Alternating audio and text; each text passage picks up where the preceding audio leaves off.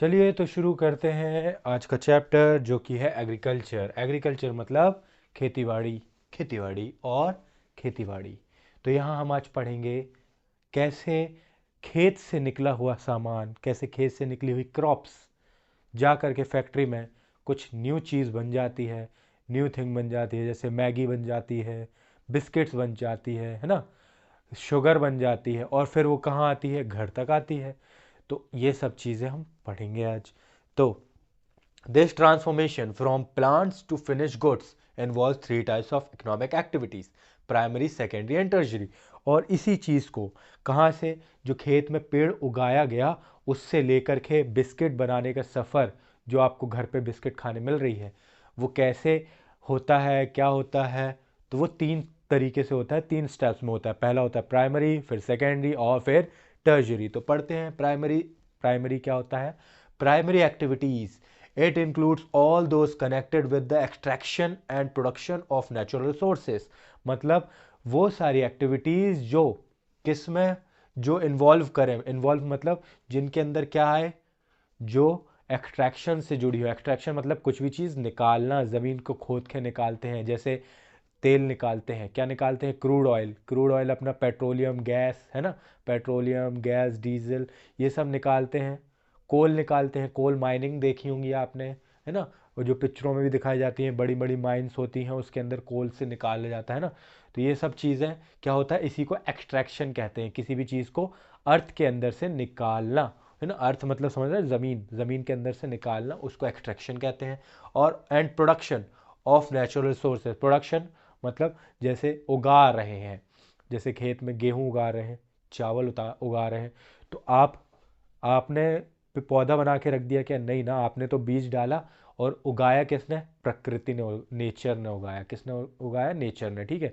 बरस पानी आपने चलाया, धूप पड़ी उस पर, तो वो मिट्टी के अंदर दबा था और बस हो गया, है ना, ठीक है। Secondary activities, it is connected with the processing of these resources.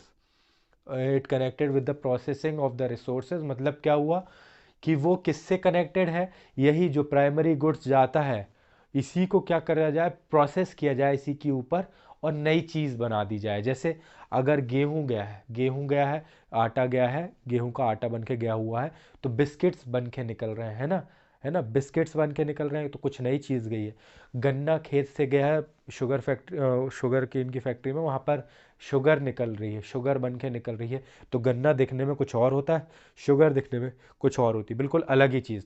तो ऐसी जगह जहाँ पर एक क्या हो, कुछ नई चीज़ बन जाए, किसको लेकर के? प्राइमरी गुड्स को लेकर के कुछ न्यू चीज़ डेवलप हो जाए, उसी को बोलते हैं अपन सेकेंडरी सेक्टर्स, ठीक है।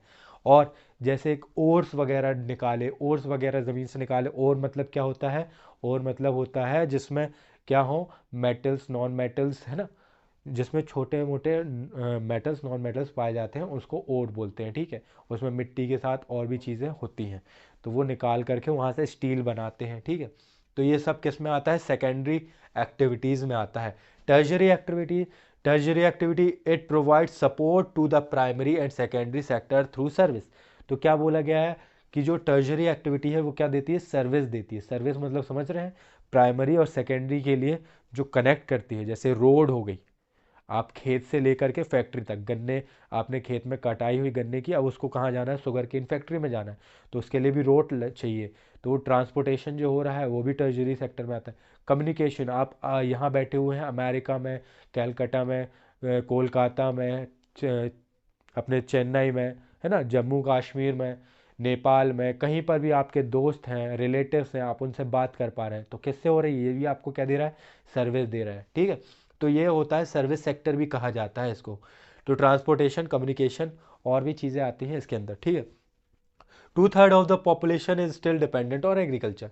तो जो 2/3 पॉपुलेशन है अपने वर्ल्ड की और अपने इंडिया की भी, वो किस पे डिपेंडेंट है? एग्रीकल्चर में डिपेंडेंट है। The land on which crops are grown is known as arable land. तो ये इंपॉर्टेंट भी है, एक लाइन लिख देंगे तो कुछ नहीं जाता अपना भी। तो क्या होता है एरेबल लैंड? एरेबल लैंड वो होता है जहाँ पर क्रॉप्स को उगाया जाता है ना, जिस ज़मीन पर क्रॉप्स उगती है उसको एरेबल लैंड कहा जाता है। अब कुछ पढ़ लेते हैं, कुछ कल्चर्स देख लेते हैं। एग्रीकल्चर जैसे हम पढ़ते हैं, वैसे सेरिकल्चर। सेरिकल्चर क्या होता है? Commercial rearing of silk worm, जहाँ सिल्क का प्रोडक्शन होता है कमर्शियली, कमर्शियली मतलब बहुत ज़्यादा क्वांटिटी में बेचने के लिए, है ना, तो उसको कमर्शियल बोलते हैं। और सिल्क जहाँ पर बनता है उसको सेरिकल्चर बोलते हैं। Pisciculture, pisciculture breeding of fish is specially constructed in constructed tanks and ponds. मतलब क्या हुआ कि टैंक्स बनाए जाते हैं बड़े बड़े या पॉन्ड्स बनाए जाते हैं, उसमें क्या किया जाए, ब्रीडिंग की जाए। ब्रीडिंग मतलब मछली पालन, सीधा सीधा कहें तो मछली पालन को हम पीसी कल्चर बोलते हैं। विटिकल्चर, कल्टीवेशन ऑफ ग्रेप्स, तो जहाँ पे वाइन्स वगैरह बनाने के लिए ग्रेप्स का यूज़ किया जाता है तो उसके पहले उगाना चाहिए, उगाना पड़ेगा ग्रेप्स को, है ना, तो उसी को विटिकल्चर बोलते हैं। फिर क्या है, horticulture, growing vegetables flowers and fruits for commercial use. मतलब एक ज़्यादा क्वांटिटी में फ्लावर्स का, वेजिटेबल्स का, फ्रूट्स का क्या करना, प्रोडक्शन करना, किसके लिए, बेचने के लिए, है ना, उसी को कमर्शियल यूज़ बोलते हैं। कमर्शियल यूज़ मतलब बेचने के लिए, जब ज़्यादा क्वांटिटी में उगाएं, और ये होता है horticulture. Depending upon the geographical conditions, demand of produce, labour and level of technology, farming can be classified into two main types. मतलब क्या होता है कि जो जोग्राफिकल फीचर्स हैं, आप सभी जानते हैं कि अपना जो इंडिया है वो क्या है, डाइवर्स है। कहीं पर पहाड़ है, कहीं पर नदी है ना, कहीं पर नदी नहीं डेजर्ट है, कहीं पर प्लेन एरिया है, कहीं पर उबड़ खाबड़ ज़मीन है ना, ये इससे पहले हमने चैप्टर में पढ़ा हुआ है। तो इसकी वजह से क्या होता है, इसी को जोग्राफिकल कंडीशंस बोलते हैं। फिर उसके बाद क्या होता है कि वहाँ पे कितने लोग रहते हैं, तो उस हिसाब से डिमांड होगी, है ना, तो डिमांड ऑफ प्रोड्यूस हो गया। लेबर, लेबर अवेलेबल है कि नहीं वो देखना है। लेवल ऑफ टेक्नोलॉजी, मतलब वो पिछड़ा गांव है, मतलब बहुत मतलब ओल्ड ओल्ड टूल्स यूज़ हो रहे हैं या मॉडर्न टेक्नोलॉजी यूज़ हो रही है, वो देखी जाती है। फार्मिंग के, तो उसी के बेसिस पे फार्मिंग को टू टाइप्स में क्लासिफाई किया गया है, जहाँ पे टेक्नोलॉजी अच्छी होगी, जहाँ पे मतलब मॉडर्न टेक्नोलॉजी यूज़ कर रहे होंगे, लेबर्स भी अच्छी होगी, जोग्राफिकल कंडीशन भी अच्छी होगी, तो वहाँ पे जाहिर सी बात है प्रोडक्शन भी ज़्यादा होगी। पर जहाँ पर जोग्राफिकल फीचर्स कम होंगे, लेबर भी मुश्किल से मिलती है, तो वो लोग जो टेक्नोलॉजी यूज़ करेंगे वो भी क्या करेंगे, ओल्ड फैशन, ओल्ड मॉडर्न की टेक्नोलॉजी यूज़ करेंगे, तो वहाँ प्रोडक्शन लो हो जाएगी। तो उसी के बेस पे है सब्सिस्टेंस फार्मिंग और कमर्शियल फार्मिंग। तो सब्सिस्टेंस फार्मिंग क्या होती है, this type of farming is practice to meet the need of the farmers family. मतलब ये इस तरीके की खेती होती है जिसमें सिर्फ उसकी फैमिली को हो जाए, जो जो उगा रहा है वो सिर्फ अपनी फैमिली के लिए उगाता है, ठीक है, अपनी फैमिली का पेट भरने के लिए उगाता है उस ज़मीन में, उसको बेचने से कोई मतलब नहीं, वो सिर्फ अपने लिए क्रॉप्स लगा रहा है, ठीक है। Low level of technology and household labour are use, मतलब यहाँ टेक्नोलॉजी क्या होगी, ओल्ड टेक्नोलॉजी होगी, है ना, और क्या होगा, लेबर बाहर से नहीं आएंगे, घर के ही लोग क्या बन जाते हैं यहाँ पर, लेबर मतलब घर के ही लोग काम करेंगे उस फील्ड पे, ठीक है। और और जो अपना आउटपुट होगा वो भी स्मॉल होगा, स्मॉल आउटपुट मिलेगा, क्योंकि अब ज़्यादा अपन मेहनत नहीं कर रहे हैं, ज़्यादा टेक्नोलॉजी अच्छी नहीं है, तो फिर प्रोडक्शन भी स्मॉल होगा। It can be further classified as, और ये आगे भी क्लासिफाई हो जाता है इंटेंसिव सब्सिस्टेंस फार्मिंग और प्रिमिटिव सब्सिस्टेंस फार्मिंग में। तो इंटेंसिव सब्सिस्टेंस फार्मिंग क्या होती है, the farmer cultivate a small plot of land using simple tools and more labours.